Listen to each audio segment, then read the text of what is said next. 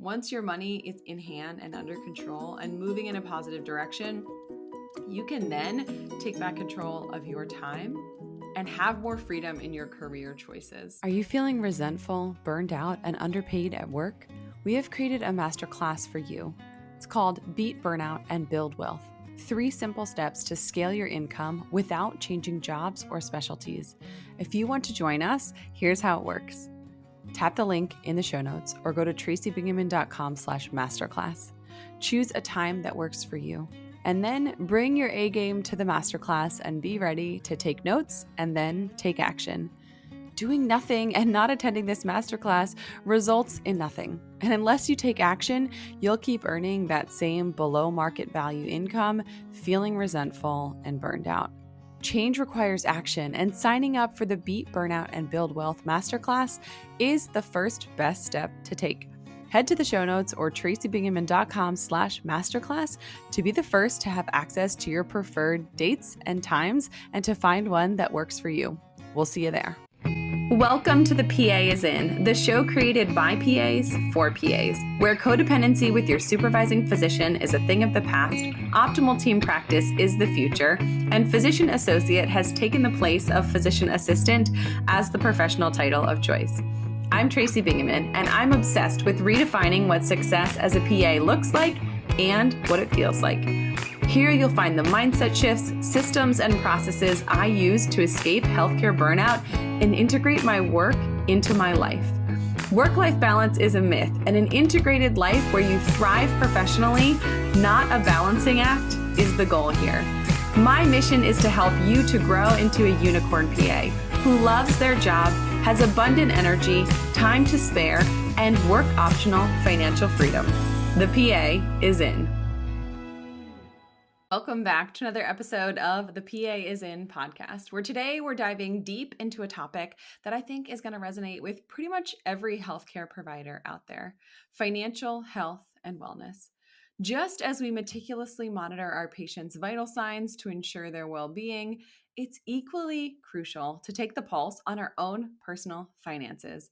In a profession dedicated to healing and care, let's not forget that our financial well-being needs its own dose of attention and care.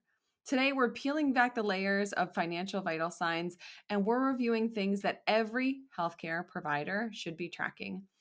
Whether you're a seasoned practitioner or just starting your journey in healthcare, today's insights will arm you with the tools to ensure your financial health is thriving. Now, it feels important to note that money and having as much money as possible isn't necessarily the end game here. Getting control of your money creates margin in your life. Join me as we explore the importance of a healthy financial diet, the exercises to flex your savings muscles, and the preventative measures that you need to take to shield against fiscal ailments. These financial vital signs will help you to enrich your financial wellness journey. Stay tuned, because just like in healthcare, when it comes to finances, the PA is in. Are you a burnt out healthcare worker, busy mom, or someone just wanting to simply self-care as much as possible? I have an answer that will simplify your makeup regimen and give you that glow and confidence you deserve. Saint Beauty is custom makeup for your whole face that comes in one single compact. It's lightweight, quick, easy to use, and amazing for all ages and skin types. Best of all, you get a PA, my friend Alyssa, as your makeup bestie to help along the way. To simplify your morning makeup routine, head to the link in the show notes for your free color match consult with Alyssa. To determine how you're doing financially, it's crucial to monitor several key indicators that reflect your personal financial health and stability. These 6 financial vital signs will help you to assess your current financial situation, to identify potential issues, and also help you to make informed decisions for future financial moves. Here are the essential key pieces of financial vital data that you need to know: your monthly cash flow, your debt to income ratio, your savings rate, net worth, that you have appropriate insurance coverage in place, and your financial stress level. We're going to start with cash flow. Now, cash flow is something that I've talked about before on the show. Cash flow measures the movement of money into and out of your life. Cash flow is calculated based on your income minus your expenses. Now, you can do this annually, but I find it better to do it monthly. Cash flow is the heartbeat of your financial life, showing whether you're living within your means or running a deficit. Positive cash flow allows you to save, invest, and prepare for future investments, growth, and create real, tangible margin in your life. Negative cash flow means that you are accumulating debt and that your financial stress level is likely climbing. So here's how you calculate cash flow. Take your monthly income and subtract all of your fixed and variable monthly expenses and all of your discretionary spending. Your income minus your expenses equals cash flow. Positive number is positive cash flow. Negative number means we have some work to do. If your number is negative, or even if it's a positive number that you feel like you need more margin, here are a couple of ways that you can improve your cash flow. Create a budget and track your income and expenses. So, create a budget means that you're making a plan for your money at the beginning of the month before you've earned that money, where every single dollar that you earn has a job and has a plan, and that you decide how much money you're going to spend on utilities and mortgage and insurance, but also on things like dining out and clothing and food. If your cash flow is negative or you want it to be more positive than it is, consider decreasing your discretionary spending or finding ways to boost your income. Clinicians can consider a negotiation consult with me to increase your income without having to work harder or pick up another job. To take human behavior and habits out of your cash flow equation, automate savings with things like payroll deductions or automatic transfers. Saving first can help keep your spending under control and almost automatically limits the amount of money that you have for discretionary spending. Debt to income ratio. Just as it sounds, debt to income ratio is the amount of your debt compared to your income. This measures how much of your income is going to pay off debts specifically. If debt payments consume too high a percentage of your income, there may not be enough left for other essential expenses or for you to save and invest in the future. In particular, too much debt can hamper your ability to save and invest for the future, and saving and investing for the future are keys to someday becoming financially independent. A debt to income ratio below 35 helps you to have enough financial flexibility that you have enough money to spend on fixed, variable, and discretionary spending. On the other hand, if more than half your income is going towards debt payments on a monthly basis, it could put you at risk of missing a payment if something comes up or being unable to meet other expenses. If your debt to income ratio or DTI is above 50%, you should focus on bringing it down as quickly as possible. Remember, in addition to debt reduction, tools like refinancing or increasing your income can help you to decrease that debt to income ratio. And refinancing, if you're going to go the refinancing route, it's especially effective if you can reduce your interest rate as a part of that refinancing. However, and this is a big however, don't get lulled into a false sense of security when you're refinancing. Refinancing is one step on your journey to eliminating debt altogether. You still have to pay more. You still have to pay down the principal because refinancing will just decrease slightly your interest rate. Typically, it's not going to pay off that loan for you. So here's how you calculate your debt to income ratio or DTI. Add up all of your monthly debt payments. That's the interest and the principal, but not any added principal payment amounts if you've been paying extra on your debts. And divide this by your gross monthly income. Couple of ways to increase your DTI: decreasing debt and increasing income. Focus on reducing high interest debt first and boost your income, even by selling things around the house. Small boosts in your income, especially when you use that income to pay off the principal of the debt, will help your debt to income ratio improve over time. Next is your savings rate. According to the annual Consumer Expenditure Survey by the Bureau of Labor Statistics in 2021, American consumers spend an average of 85% of their after tax incomes, which means the remaining 15% is left over for savings. If you are any like me, you do not want to be average when it comes to saving for the future. And more than that, if you have a negative savings rate or you're not saving on a regular basis, that is absolutely unsustainable with financial wellness in the short term or in the long term. If you're regularly spending more than you earn, look to do things that might feel drastic in the moment, like cutting expenses. Also, look for opportunities to earn more. In a strong job market, oftentimes you can find a PRN position, or sometimes you're able to get your position to give you overtime or work overnights or weekends, or to pick up extra. If you're outpatient, you could pick up covering the in basket from home for an extra stipend, or taking on a leadership role for an extra stipend, and just kind of systematically see what you can do to increase your income. But increasing your income alone doesn't actually make things better. You also have to change the behavior that's resulting in that negative savings rate. So you calculate your savings rate based on the amount you save on a monthly basis as a percentage of your gross income. So a higher savings rate means you're saving more each month. Now, these savings can be going towards retirement, saving for a future home purchase, funding your emergency fund, or any other short or long-term savings goals that you have. In order for money to be saved money, it needs to go into a savings account and stay in the savings account until the designated purchase or the reason that you saved it comes around. You can't save it this month and spend it on new jeans next month and have that count as savings. It has to be savings for something that's 6, 12, 24 months away or more. Next up is your net worth over time.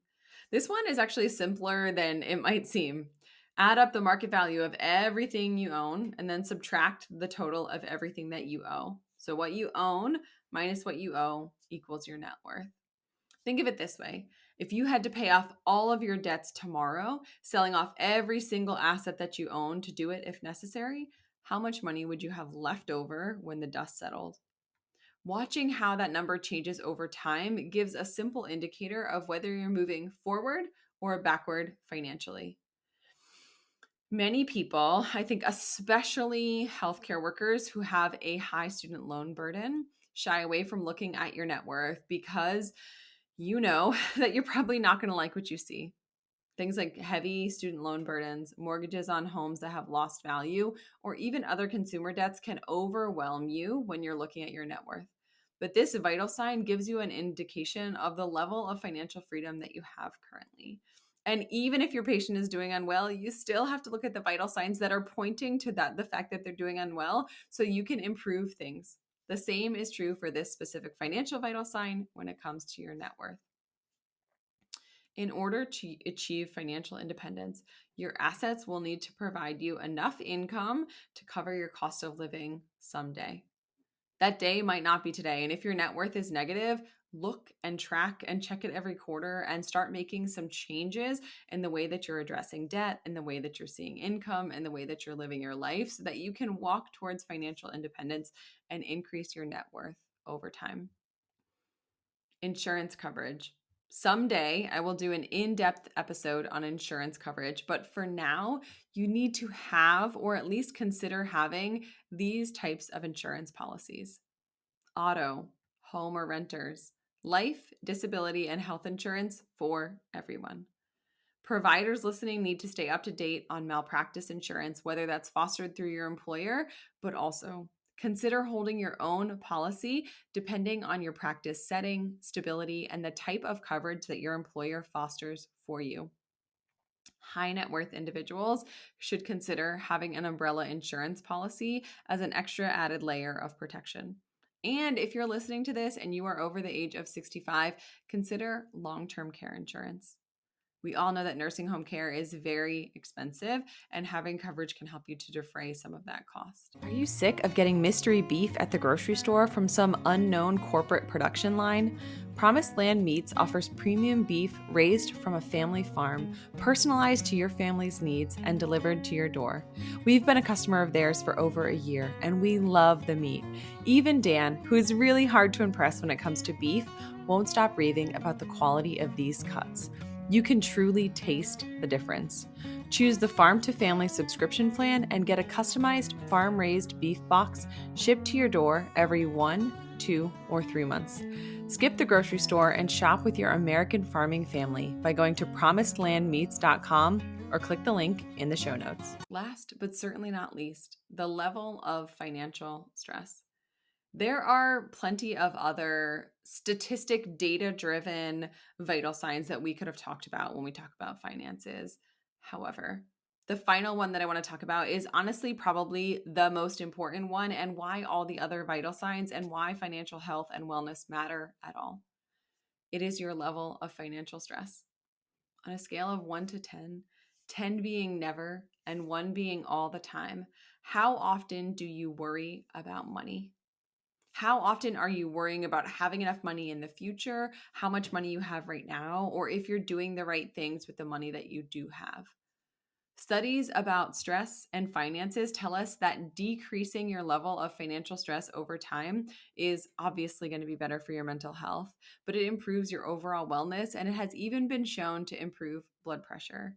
In fact, employers care about your level of financial stress because employees who are less stressed about money have less sick days than employees who have a higher level of financial stress.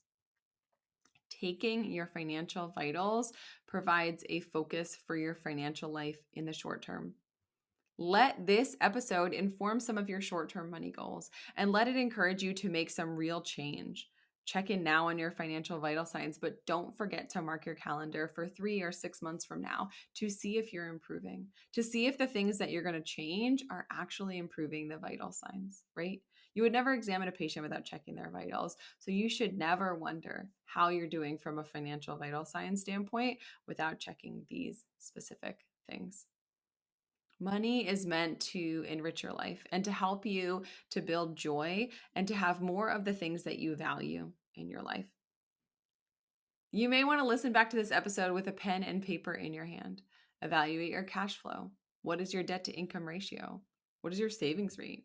How has your net worth changed over time? Take a look at your insurance coverages and make sure you have the ones that you need for your family at this stage of the game. Most important, take a moment to tune in to how your financial stress level is. After you take time to check in with these 6 financial vital signs, give yourself a pat on the back for anything that you are doing well. Then set some clear goals. Remember that SMART goals that are specific, measurable, attainable, realistic, and timely are the most effective way to set a goal. When you have clear, simple metrics to track as you move toward or maintain your financial independence, you can make your financial decisions with more purpose, more clarity, knowing that you are going in the direction of the life that you want. For every action, there is a result. And controlling your behavior and your habits around money results in financial change. Getting your money under control, increasing your cash flow, reducing your DTI, saving more, and growing your net worth over time, these things create margin in your life. Once your money is in hand and under control and moving in a positive direction, you can then take back control of your time and have more freedom in your career choices. As we wrap up today's episode on financial health and wellness, it's clear that the journey to financial stability is much like the path to physical wellness. You have to be aware of this. You have to be committed to making change, and you have to be proactive at measuring what matters to see if you're actually making progress towards your financial goals. By embracing the financial vital signs that we've discussed, from nurturing your net worth to ensuring your cash flow breathes freely, you're not just securing your financial future, but you're also setting a foundation for a life that allows you to focus on what matters most: caring for yourself, caring for your family, and caring for your patients. Remember, I mentioned this earlier, but it's worth reminding you. Financial health is not a one-time checkup, but rather an ongoing process of adjustment and improvement. Just as we advocate for preventative care in medicine, applying those same principles to our personal finances by regularly monitoring financial vital signs can prevent you from future distress or future financial illness. I'm not sure if financial illness is actually a term, but it's coined here. You heard it here first. Whether you're adjusting your budget, enhancing your savings strategy, or reviewing your insurance coverage, each step you take is a step towards financial resilience and independence. I want you to keep educating yourself and to know about these things. It is no one's job to be responsible for your money but you. Your financial well-being is an integral part of your overall quality of life, and that in turn results in your ability to provide the best care for your family and for your patients. Thank you, as always, for tuning in to another episode of the PA is In podcast. That's all for today. This PA is out. Congratulations, you've just joined an awesome club. By listening to a full episode of The PA is In, you are officially on the Unicorn PA team. Welcome aboard. What most team members do is they subscribe to the podcast because that allows them to automatically get the latest episode of the show. The life of your dreams exists on the other side of taking action. Keep making small shifts and keep getting better. Your life will improve, your career will soar, and you will have the confidence you need to create your own success. I will see you in the next episode. This PA is out.